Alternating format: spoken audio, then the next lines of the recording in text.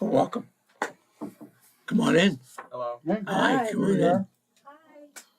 Is this Bible study? Yeah. Yes, it is. Yep. Good to see you. Good to see you too. What'd you do to yourself? Good to see you. Ankle fracture.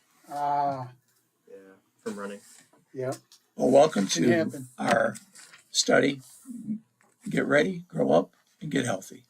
Hi, That's I'm the Abby. Nice to meet Hi, you. Abby. Nice to meet you too. And you guys have a seat. Mark. Good to see Hi, you. nice to meet you. You guys are probably gonna want to sit together, so Ankle fracture. I'll just move over here. Did that just happen Yep. recently? No About problem. a couple days ago, yeah.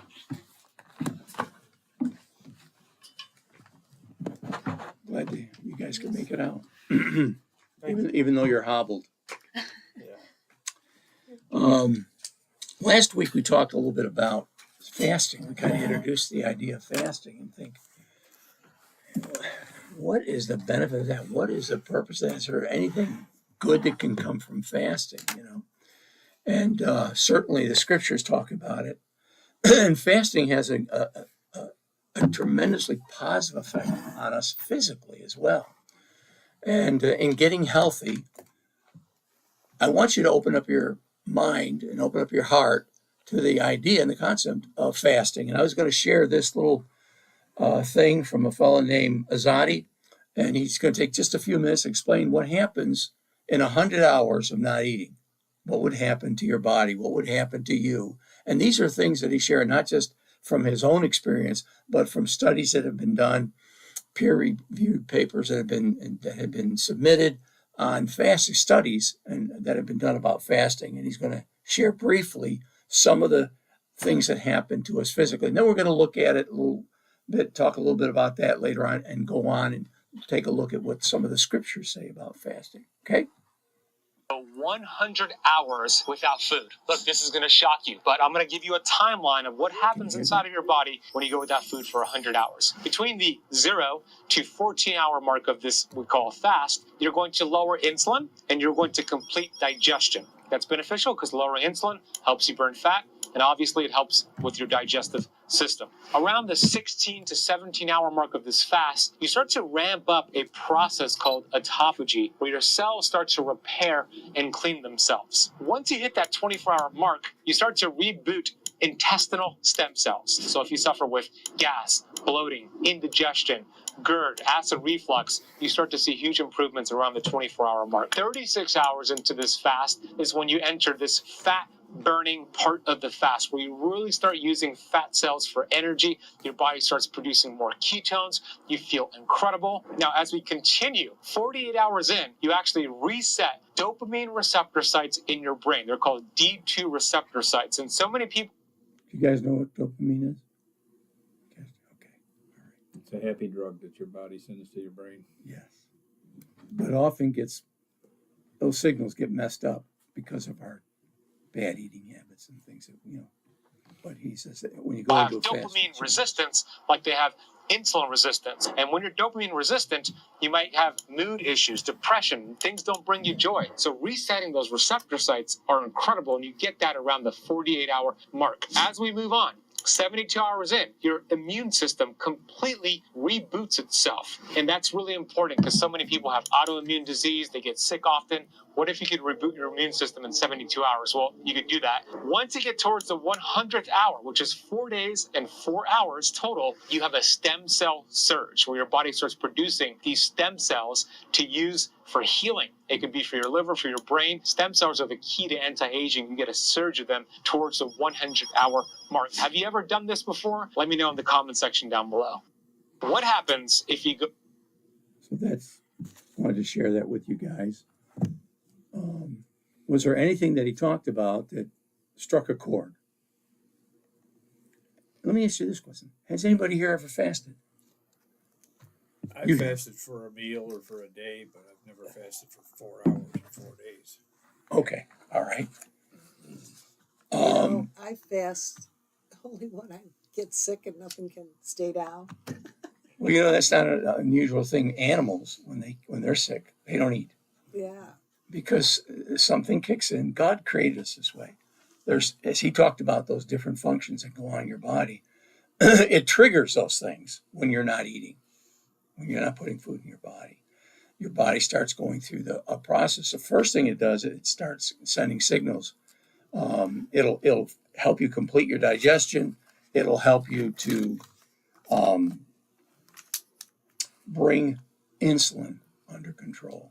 And that's a huge thing these days, because one thing that's gone out of control is insulin activity on the inside of us because of the diet, because there's so much carbohydrates in our food. And we eat so many meals a day. How many, when you think about it, you have 3 square meals a day. How many have that? Anybody? You do? Do you? I usually go Typically 2 to not. 3. How many? 2 to 3? I probably would say I eat maybe lunch or mostly dinner. Okay. I'm bad about that. How many eat snacks in between throughout the day? Everybody, right? What kind of snacks? I try to eat healthy snacks, nuts, oranges, apples. Fruit, junk, cookies. Snickers bar, almonds bar. I have a bowl of grapes on my dining room table, which Okay. is en route to my kitchen, and sometimes I just Everyone you mentioned, it's just in your snacking, right? Carbohydrates. Okay. Now, carbohydrates aren't evil, but because carbohydrates are such a big part of our diet, because they're in just about every meal we eat and our snacks, every time you eat carbohydrates, your insulin spikes. Okay. That means it's active, right? It's in there processing that food, turning it into glucose, and then glucose feeding into the cells of your body for energy, right? It stays spiked. As long as glucose, or as long as insulin is spiked, you can't lose weight. You're not going to prevent, and there's a lot of things in your body that will not function because your body's dealing with that sugar that just came in. And so that, hours go by and then you crash and you feel hungry again, right? And what do? We'll have something that brings sugar in our body, whoop, spiked again. If you look at a day, if they have these devices now there, they can check your sugar 24 hours. You put it on your arm, it monitors your sugar and shows you where your sugar is being spiked or your insulin's being spiked and what's causing it. And it would surprise you if you went a whole day and you ate, let's say you ate at breakfast, you had a snack, and in between you had lunch, you had a snack, at dinner, and then a snack before you go to bed, right? All those things, if they have carbohydrates in them, you're spiking your insulin. If you think of your life, how old are you? 17. 17, okay. 18, right? At least. 73. You're over 21, I'm sure of it.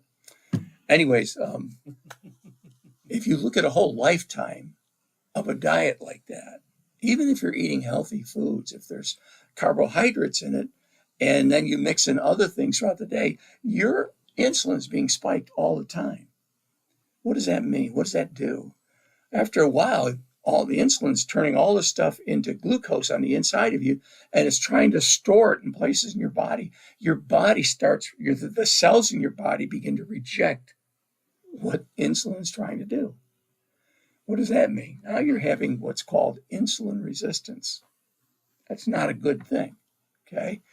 And insulin resistance continues, and that doesn't mean your whole body is rejecting this sugar, because there's places that it will store. What insulin will do is begin to store that sugar as fat in places that it wasn't meant to be stored, like your organs.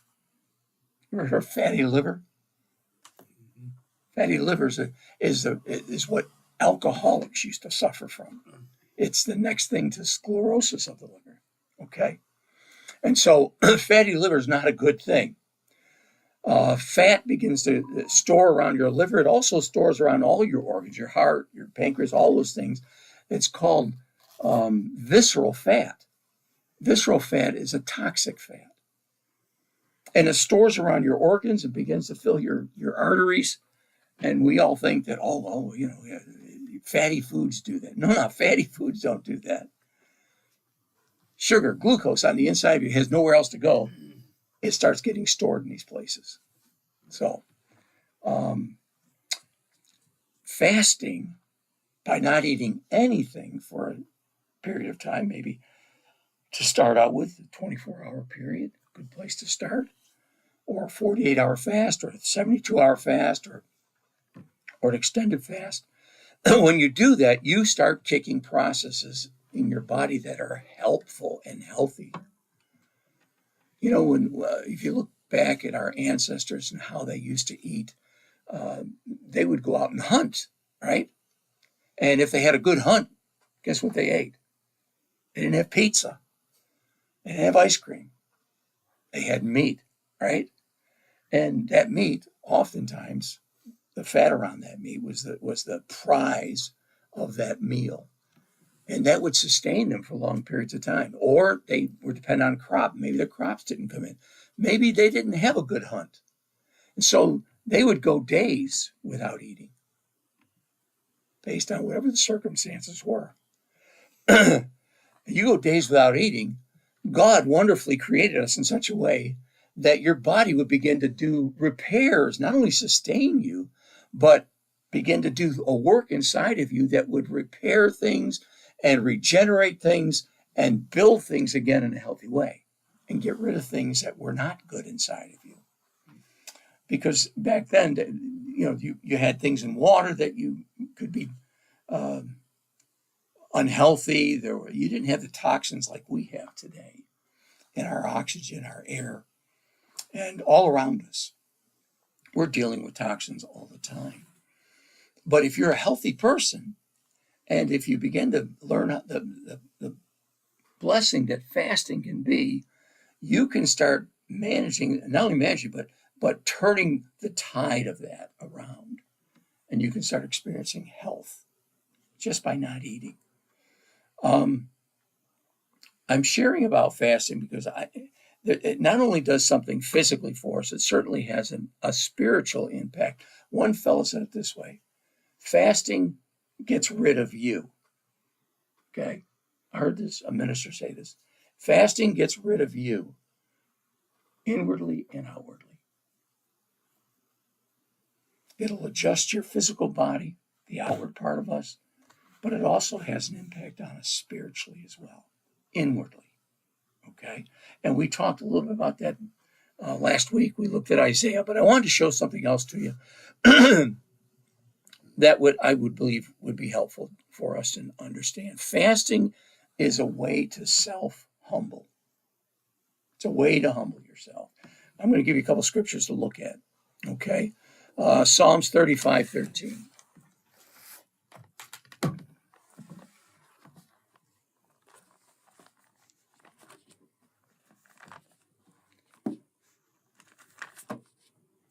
Are those Bibles right there?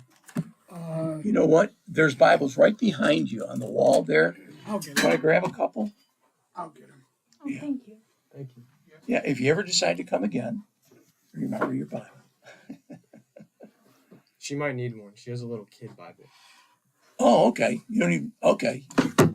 That's King That's James okay. and NIV. Right. The translation, it'll sound a little different, but it'll be Yeah. the gist of it. They all Okay. sound a little Thank bit you. different. You're welcome. In Psalms 35:13, this is a psalm of David. And he says this, but as for me, you guys will get there. Oh. Psalm 35:13. He said here, but as for me, when they were sick, my clothing was sackcloth. I humbled my soul with fasting, and my prayer kept returning to my bosom. David said he humbled himself by fasting, by denying his body food. It wasn't because he didn't have food. It was because he was desiring to open his heart to the Lord and to intercede for some friends. In Isaiah 58, when Isaiah talks about the chosen fast, he says, isn't this the fast? He wants us to fast so that God can do something impactful in either our life or in somebody else's life. we won't go there. But here he says he humbled himself in fasting, okay? Ezra, that's in the Old Testament, Ezra.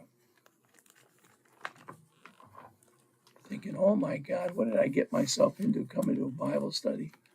And they're quoting things out of the Old Testament. Lord have mercy. In Ezra chapter 8,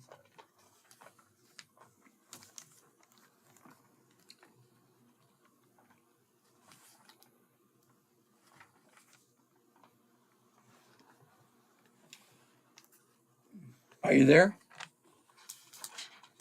Ezra chapter 8, we're going to Right after begin. Chronicles. Second Chronicles, you got it.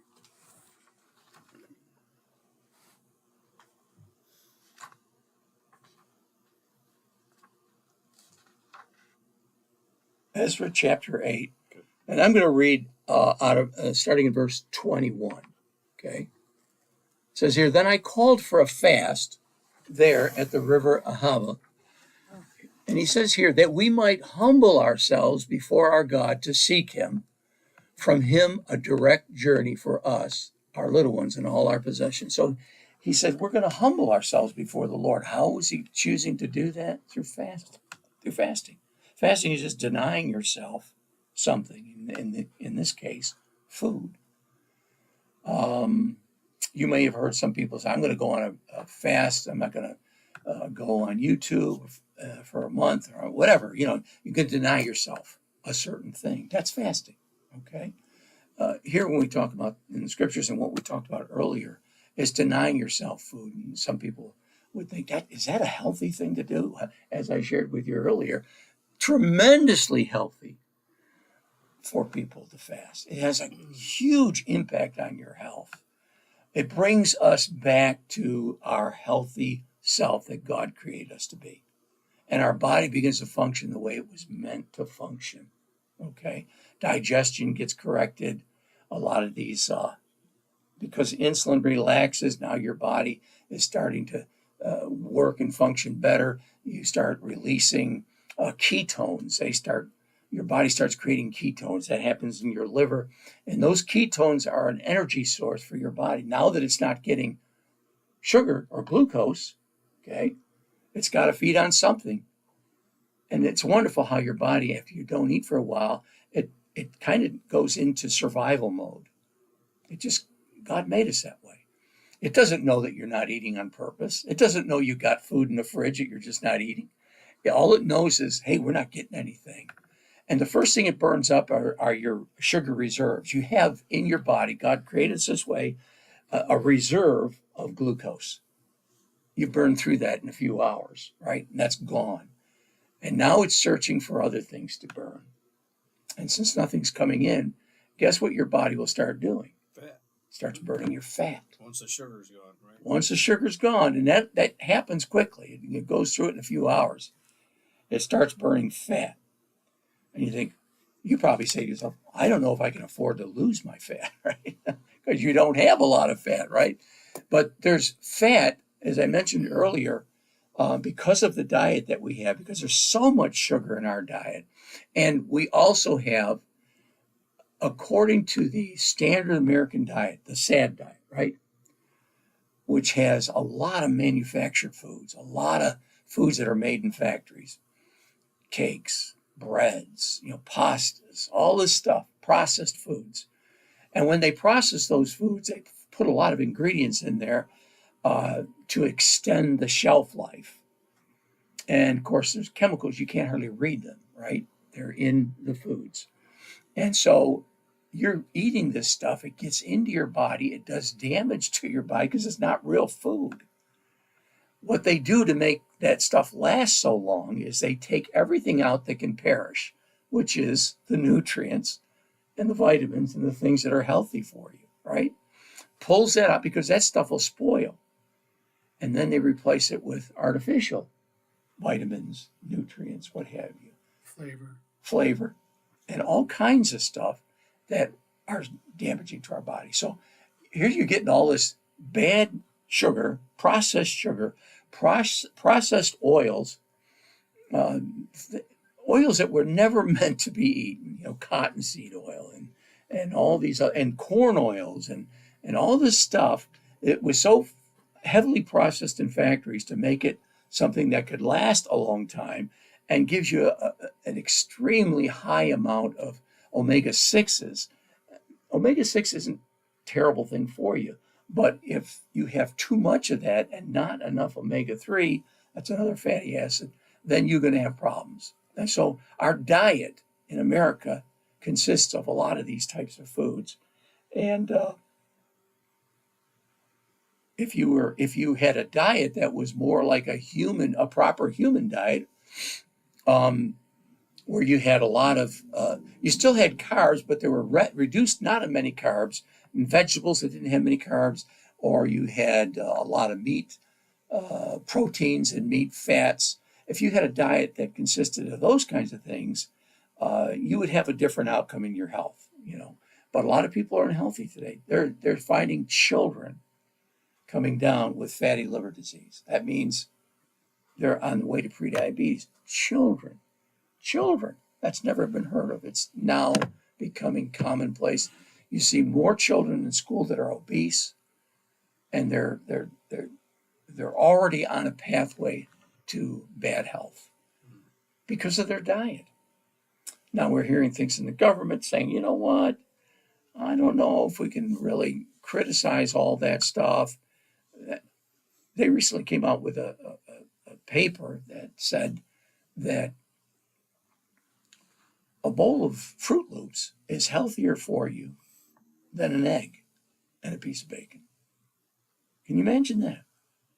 Eggs and bacon have been around for thousands of years. People have been eating that stuff for thousands of years and thriving because of that. And now they say that it's manufactured food, manufactured cereals, manufactured energy bars, all those things that have tons of sugar and tons of other things that are not good for you. They're saying that those are healthier. Here's the other thing that comes up. Over the years, because there's so many of the people that suffer from sicknesses due to their diet, they're on meds. I was on meds for type 2 diabetes. I was on meds for high blood pressure. I was on meds for cholesterol. I had to take Tylenol throughout the day because of the arthritis that I was suffering from. And there were other things that I had in my life. And because of that, because of all those complications, I was heading towards a dead-end street. I'm 72. I'm an older guy. And I thought to myself, I don't want to die off without, enjoying everything the Lord has me here for. He gave me his son and died for me. I'm born of God. I'm a child of God. God has a future for me. I have a family. We have 4 children, raised 4 kids. They have families now. And I don't want to miss out on any of that. I don't want to be the old man in the corner in a wheelchair and the kids are flipping a coin to see who's going to change grandpa. Does that sound like a future? No. But that's where I was heading. And I said, God, don't let me go there. Please don't let this happen. And the Lord began to open up this whole thing about it. I didn't know any of this stuff 2 years ago. And I learned. But I took a step to change my situation. I waited at 294 at the doctor's office. And I knew, oh God, I'm not losing weight. I'm not even maintaining weight. I keep gaining weight because of my diet, because of what I was eating. And I mixed healthy things in there, and I started taking supplements and thinking, well, the supplements will make a big difference. They'll balance all that stuff out. That didn't help either. I was just spending money on supplements, and the bad food I was eating still had the bad impact on me. And I had to see that. I asked God, please deliver me from this. And the Lord led me on a path. Simple thing, eat these foods and you'll lose weight. And I started doing that. And while I was doing that, I was doing some fasting. I started cutting down to 2 meals a day. And then I cut down to 1 meal a day. So how do you do that? If you eat the right stuff and your body begins to heal and you're not constantly putting in these manufactured carbs and then these other carbs, the fruit that we eat today is not the same as it was 100 years ago. Apples were about this big, right? And they were sour and bitter. Today, you get apples that are like this, and they're juicy and sweet as candy. How do you think they got that way? Somebody manipulated those fruits and vegetables. Depends on the tree that you get them from. If you get them from old trees, you'll get the big fruit. If you get them from the new trees, the dwarf trees, you get little dinky fruit like you're talking about. Yeah. But So what we've seen over the years where farming has become a science. Yeah. And there's a lot of things that they do to manipulate the foods that we eat That's to for make sure. them more attractive, to make them tastier. That means they're adding stuff to make it sweeter, right? And so you sit down and years ago, you go back 200 years, 100 years, you had apples and you picked them and then you put them in cold storage and you would eat them, as you could, right? You didn't eat apples every day. You didn't have oranges every day. You didn't have certain things that are available to us every day.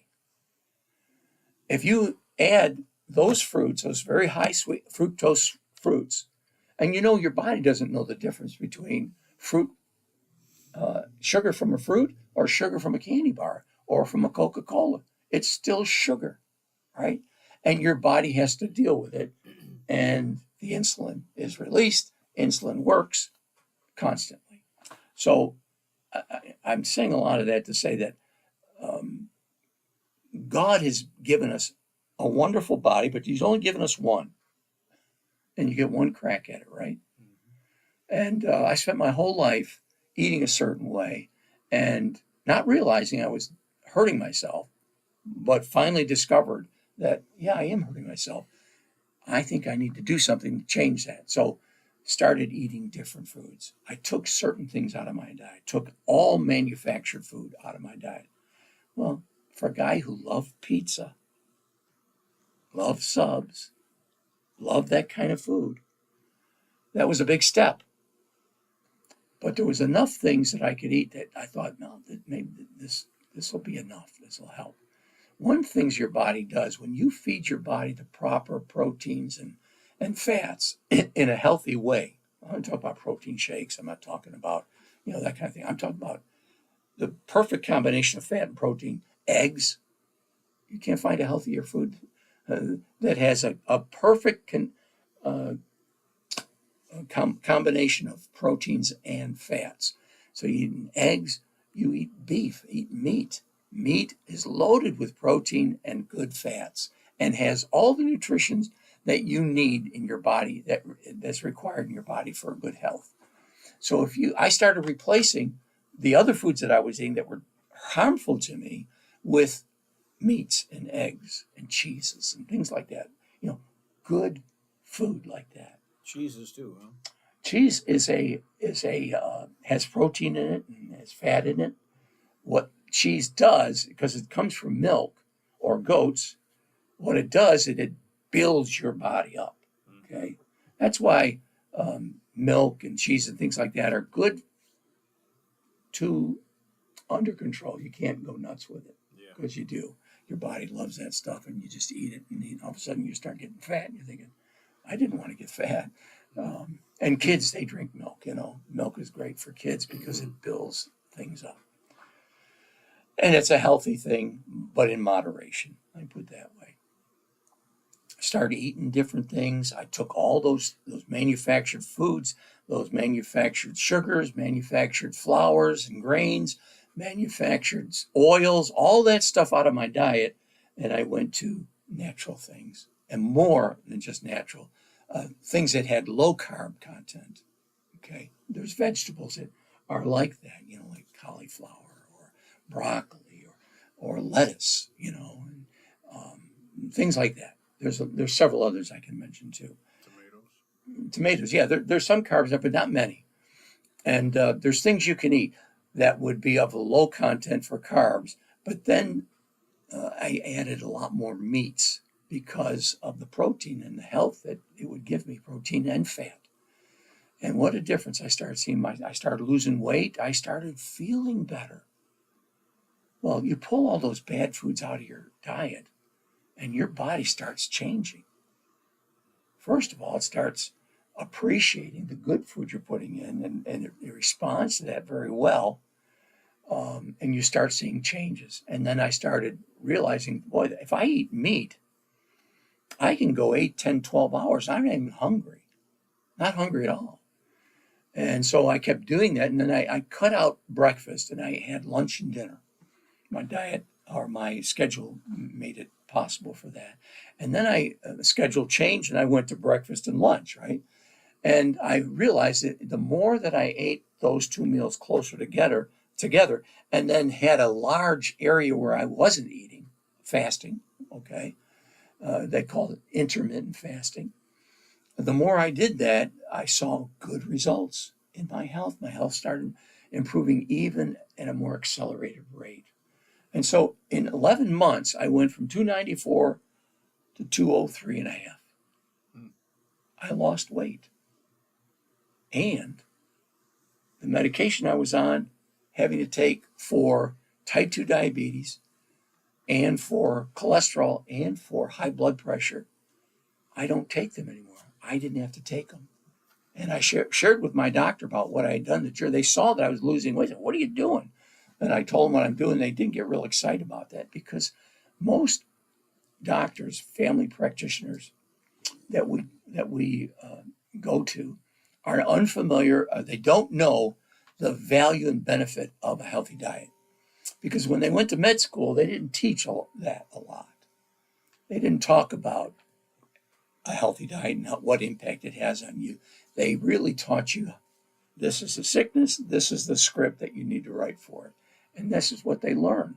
So when you go to a doctor now and you tell them, well, you know what I did? I ate a lot of fatty meats and proteins, and I cut back on all the artificial food. And most of them, that's not a bad idea. But the fatty meats, there's a big bugaboo about that. They have been telling us that saturated fats are bad for us. Contrary to that, they're not. They're healthy for us. In fact, your body could live never eating another carbohydrate for the rest of your life. But if you cut out fatty acids and the fats that you need, your body that are essential for your health, you would die. And so there were studies done years ago that when they did the results or got the results and submitted the papers, those studies were buried and they were not brought to the public because there was a movement going on with companies like Kellogg's and Post and these cereal making companies to take grains and things like that and turn them into cereal and make cereal a meal for you to eat. There was a real push on that back in the 20s, I think it was. So that's 100 years ago. And it was done so successfully that the American government and most countries look very carefully at what the American government recommends for diet. They recommended that you have more grains and more fruits and vegetables, more grains than anything than fruits and vegetables, and just a smattering of fats and proteins. And the opposite is true. And so people are starting to awaken to that. And there's more studies being done now to strengthen those ideals. And I did it out of desperation because I was getting more and more unhealthy. And so when you're desperate, you take measures, right? Mm-hmm. If you need to have something done, you might do something that you wouldn't normally or ordinarily do, or you would be more cautious and embark on something like that very carefully. But I had to do something because I was getting sicker and sicker, and I didn't like where my health was. So I took the step, did it, and as I was doing it, I started learning. Going on the internet, there's all kinds of information on there. There's a lot of bad information, but there's also good information there too. This Dr. Azadi, who I shared with you, I would encourage you to go on YouTube and look up these. I can give you some names and begin to look at the stuff that these doctors are sharing about a good, healthy diet that includes a lot of fats and a lot of proteins. And what happens when you do that? You think, you're probably thinking, I don't need to lose weight. Well, you know what? If you eat healthy, your body will bring you to the weight that it needs to be. A healthy body will do that. Okay. And so I'll share some names with you, and you can look that up. But we're talking about coming back to fasting. I know we're bringing Rick sideways, some new folks here. Coming back to fasting. Fasting has a huge impact on your health.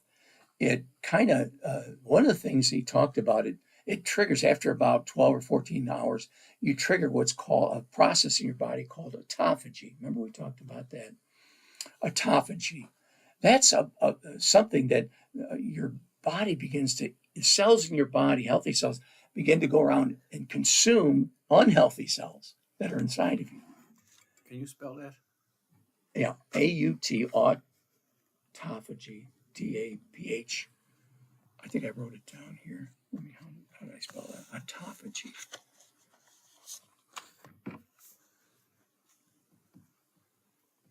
And that's after 12 to 16 hours?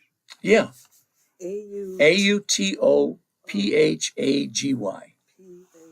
Autophagy. P-H-O-T-Y. Yeah, somewhere between your 16 and 17 hour, he talked about that. Cells begin to repair and clean themselves. Okay, okay. The word autophagy is I think it's a Greek or a Latin word. Greek. It means to eat yourself.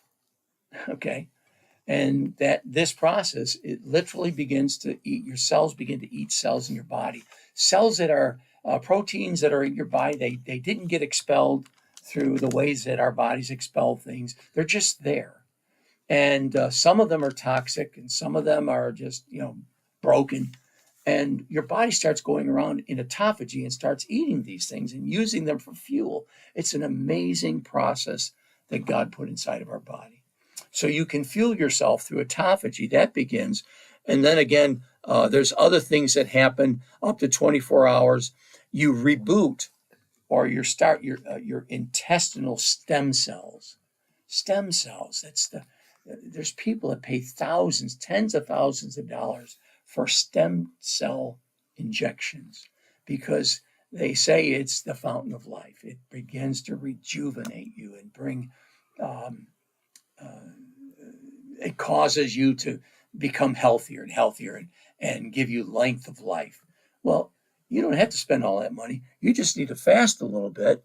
And this starts happening as a natural process in your body. Stem cells start getting regenerated, get released in your body. And what stem cells do is they start repairing things. They start fixing things in your body, which is huge because things are damaged. That happens, after they said, 3 days or something? Yeah, stem cell starts here. Can you take Around 24 hours, vitamins? about 2 days, huh? Can you take vitamins while you're fasting? The only thing you want to do when you're fasting is you want to drink water, okay, and make sure it's a good water. It doesn't have any things in it. So drink water. You can make some herbal tea that doesn't have any caffeine in it. What was the other thing you mentioned about? Not things. Oh yeah, vitamins, things like that. What you want to do is you want to take electrolytes. You want to take things like salt and magnesium, potassium, those kinds of things. You can get that in electrolytes, but don't get a sweetened electrolyte. Find something that's unsweetened for your fast, and then have that because that's good for you to have. Other things, that vitamins that come from different sources, you don't want to direct your body in a fast. You want your body to begin to heal and start directing itself to get healthy. Okay, that's what happens. You're getting out of the way by not eating bad foods or eating any foods and not drinking terrible things like sodas. There's so much in a soda, even in a fruit drink. If you have a glass of orange juice, you got as much sugar in that glass of orange juice as there is in a Coca-Cola. Your body doesn't, this is orange juice sugar. It's sugar. and a lot of it. Mm. Okay. And so all So these no to juices, vitamins? no, just electrolytes. And you want to lead up to a fast. You don't want to, if you're used to eating all these carbs, and you snacking a lot and things like that you talked about, you want to prepare yourself for a fast. Let's say if you've never fasted, you want to do a 48-hour fast or maybe a 24-hour. There's a good place to start. 24-hour fast. You're going to eat at a certain time. Let's say you eat supper on a Tuesday, and the next time you're going to eat is supper on a Wednesday. So you're going to have a 24-hour period. What you want to do prior to that fast is you want to prepare your body for it. If your body's not used to burning up fat, it's used to just burning up sugar all the time. You want to pull sugars out and start eating some healthier foods, maybe 2 days at a time. So your body starts getting used to burning fat. Okay. Oh, hey, your body tells itself, hey, we're not getting sugar. We're getting fat. We're going to burn fat. And it starts getting ready because what's going to happen in that fast, it's going to burn fat because no food's going to be coming in, right? And as we mentioned early on, in the first part of your fasting, you're lowering your insulin, which is super good. And then you complete your digestion from the day before. And then you start burning fat. Okay? Autophagy kicks in. Your body starts repairing itself up to 48 hours. You start releasing intestinal stem cells. And they, if you suffer from different things, like as he mentioned, this stuff will start improving. And it also starts doing a work on other parts of your body, which is very helpful. So the good cells begin to eat the bad cells? That's autophagy, yep. And that autophagy continues if you continue in your fast. If you do like a 24-hour fast, it kicks in after 14 hours, about 15 hours and on, autophagy starts and other things start happening. But you start, what your body starts doing is you continue in that fast, it starts making ketones. Ketones are an energy source that are very helpful to you. They certainly help feed your brain and your nervous system. It's a real. They started using ketones with people who suffer from epilepsy and other mental issues, and those ketones had a huge impact on them and causing their epilepsy to back off and other things like that. So if you're going to do a fast, and I want to encourage all of you to consider this, okay? And if we want to come back next week and start a fast, we'll all start one together. Okay? If you know you want to fast, we can say, you know what, we'll fast Saturday to Sunday or Friday to Saturday. Or we'll pick a day. We'll all do this together.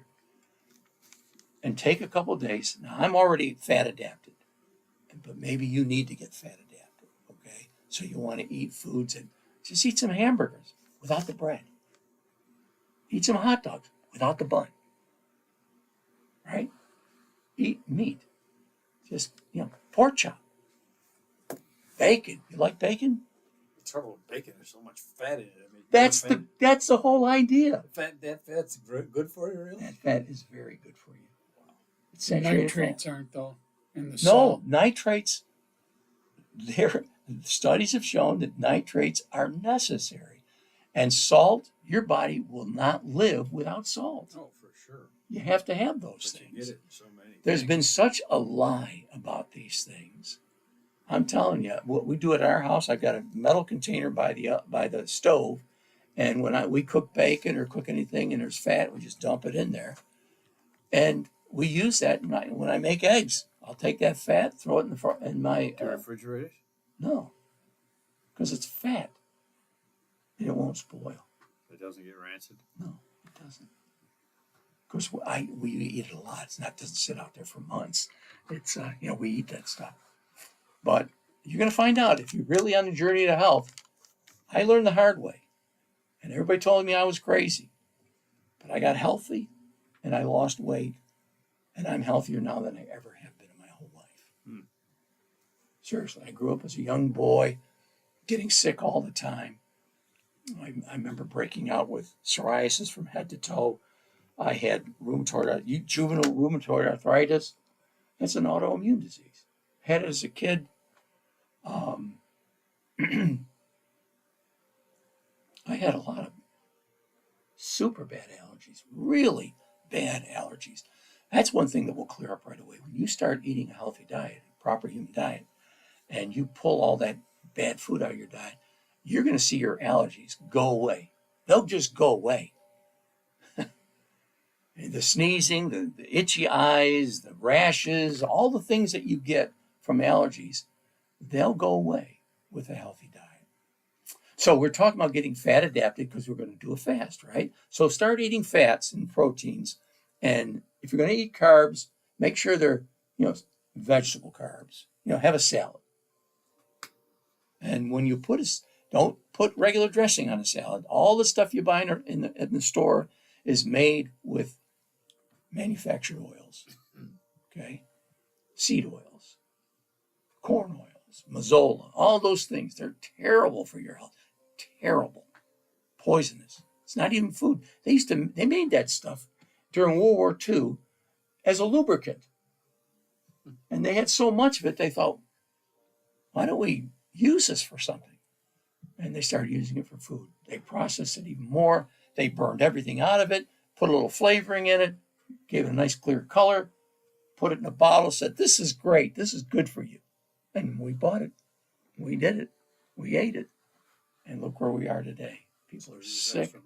extra virgin olive oil. If you're going to put something on there, you can use vinegar, right? Vinegar, you put just vinegar on it. Or if you want to put some oil on there, make sure it's a real extra virgin olive oil. Because if you just go to the store and, look at there, there's a label, extra virgin olive oil. You're going to find out that that's mostly seed oil with some extra virgin olive oil. It could say pure, it could say 100%. It's not. You have to find a source, somebody who sells that kind of oil, and it has a crush date on it, has a date when it was made, and you don't want to get anything over a year old because that'll spoil too. So there's some work that goes into this, right? So if you want to have a salad, make sure you get a good oil. Olive oil, avocado oil, Yeah. peanut oil. If you're going to get avocado, because 90% of the avocado oil in the rest or in stores is compromised. They mix it with seed oils. That's why it's very difficult. You have to do some research to find an oil that you can say, this is a good oil. And then you eat that. Yeah, put that in your food. That's good. So You all wanna seed cook- oils should be avoided. All seed oils. Grapeseed oil. All of them. Hmm. All of them. They're just not food. They're not healthy because of the process they go through to make it possible for that thing to sit in a bottle for the next 2 years on the shelf. You don't want to eat that stuff. It's just not good for you. So you do some prepping for your fast, and then you just not eat. You take some electrolytes, some minerals, and you put that in your water. I always add iodine. Every day I put iodine in my minerals because there's not enough iodine in the food or in the animals. Even if they're, grass-fed, grass-finished, doesn't matter. There's just not enough iodine in this area. If we lived next to the coast or something like that, there would be more iodine in there because of what's in the air and comes out of the sea. But around here, iodine deficient.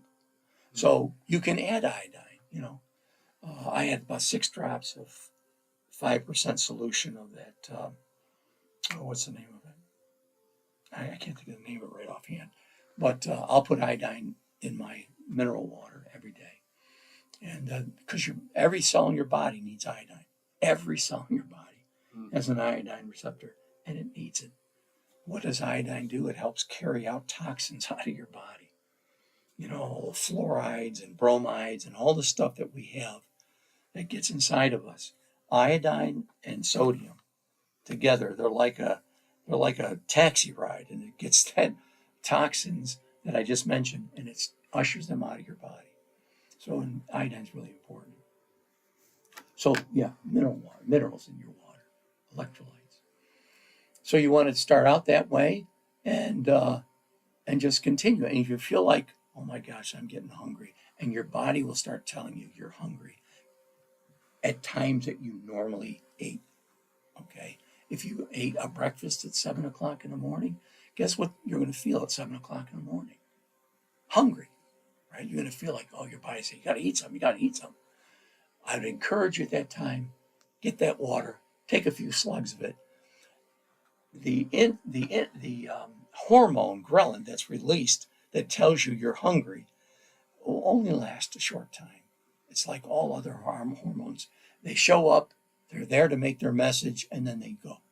And so you can get through that. And then if you're used to eating at lunch, you're going to feel that again, you know. And if you're used to eating 6 times a day because of snacking, well, like I said, start a couple days ahead of time, start burning fat.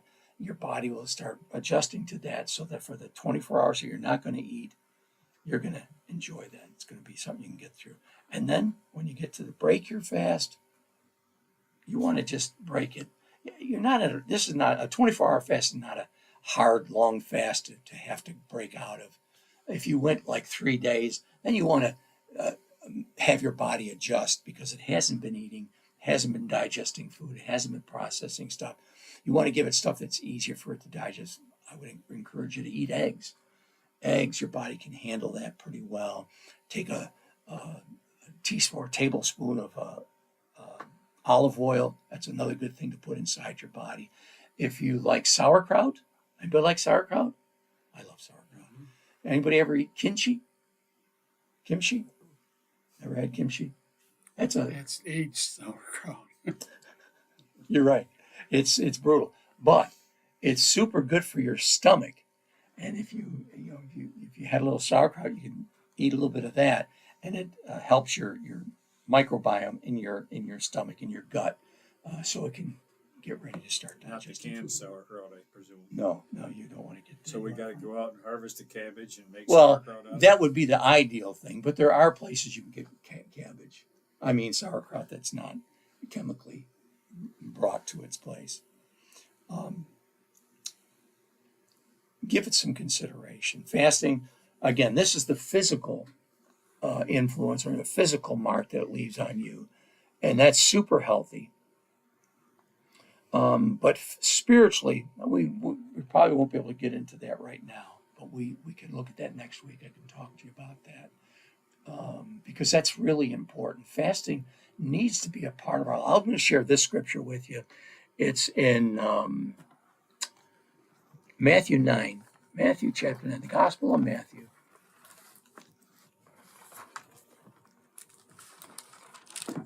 And chapter 9. If you go down to verse 14, Jesus himself talks about fasting. Matthew 9, and we'll begin in verse 14. And it says here, and I'm reading out of the Legacy Bible, it says, Then the disciples of John came to Jesus, asking, Why do we and the Pharisees fast, but your disciples don't fast? Okay? And Jesus said to them, this is the answer he gave them, Can the attendants of the bridegroom mourn? Notice he uses the word mourn for fasting. Mourning, fasting. They're connected. He said, Can the attendants of the bridegroom mourn or fast as long as the bridegroom is with them? He's making a direct reference to himself and the disciples. He being the bridegroom, we know that Jesus is the bridegroom. And that one day, we as believers who have prepared ourselves will be married to the bridegroom. That makes us the bride of Christ. You've heard that phrase, haven't you? Mm-hmm. That's who we are. And when you receive Jesus Christ, when you're born of the Spirit, born of God, born again, Christ comes into your life. When that happens, you're at that moment promised to Christ to be his bride. So you're like, it's like an engagement from birth. You're promised to the Lord. We have a lifetime to get ready so that we can marry him. Because one day we'll be married to the Lord. And it'll be in those end times. And we talk a little bit about that. We won't talk about that tonight. But Jesus said, that's what he said here. He says, can the attendants or his disciples of the bridegroom mourn or fast as long as the bridegroom is with them? Well, he was there with them. So it wasn't the season right then for them to fast. But look at what he said. He goes on to say this. But the days will come when the bridegroom is taken away from them. We know that happened when Jesus gave his life, died on the cross, right? Rose again, was with the disciples for a short period. And then what happened? He ascended into heaven, right? He was taken away from them. And he's now seated at the right hand of the Father. Until when? Until the time the Father says, it's time to go back and set up your reign on the earth for the 1,000-year reign of the millennial when Christ comes back. He says here, the day will come when the bridegroom is taken away. He's taken away from them. And what does he say here? Then they will fast. That's when they'll fast. Well, guess what? We're supposed to be fasting, right? That's something for us to reset physically, as we talked about here earlier.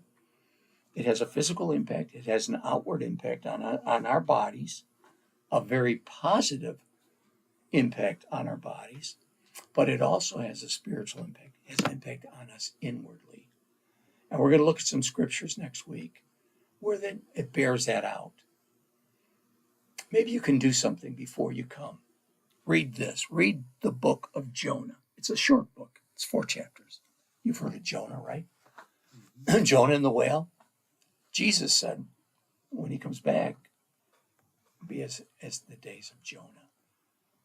And the one testimony, the one sign that he said that will speak of my return is the sign of the prophet Jonah. So I want to encourage you to read that. When we come back next week, we'll take a look at that and look a little closer, a little more deeply into fasting and the inward impact that fasting has on us. Lord, thank you for the time that we got to share together and our new friends that came out tonight. I'm asking you, Lord God, to speak to our hearts. Holy Spirit, show us how we need to go forward in our life and show us the steps that we need to take. Give us the courage to follow you. Give us the courage to make decisions that will bring change in our life, that you can bring change in our life because of that. Thank you, Lord.